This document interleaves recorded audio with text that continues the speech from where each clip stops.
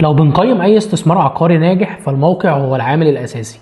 النهارده احنا بنتكلم على مشروع تاج سيتي لمدينه نصر للاسكان والتعمير. المشروع اللي بيحتل اميز نقطه في القاهره الجديده، احنا على طريق السويس دايركت وقدام المطار. الموقع ده مش بس استراتيجي، الموقع ده يعتبر قلب القاهره الجديد اللي بيربطك بمدينه نصر ومصر الجديده، وفي نفس الوقت انت موجود في التجمع.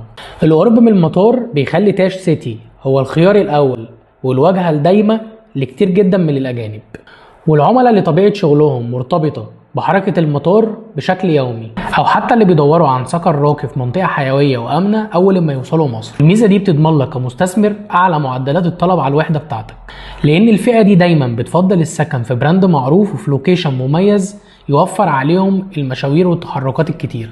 تاج سيتي هو مشروع عايش وساكن بالفعل، وفي مراحل كتير فيه تم تسليمها وعايشه بكل خدماتها. انت مش بتشتري مجرد وحده تحت الانشاء، انت بتستثمر في اصل عقاري قيمته بتزيد يوم بعد يوم بسبب ندرة الموقع وقوة المطور اللي انت بتشتري معاه. لو حابب تعرف اكتر عن الوحدات المتاحة او طرق الدفع والسداد، او عن شركة مدينة نصر للإسكان والتعمير عموما وكل مشاريعها، ابعت لي كلمة تفاصيل وهبعت لك كل التفاصيل عن شركة مدينة نصر.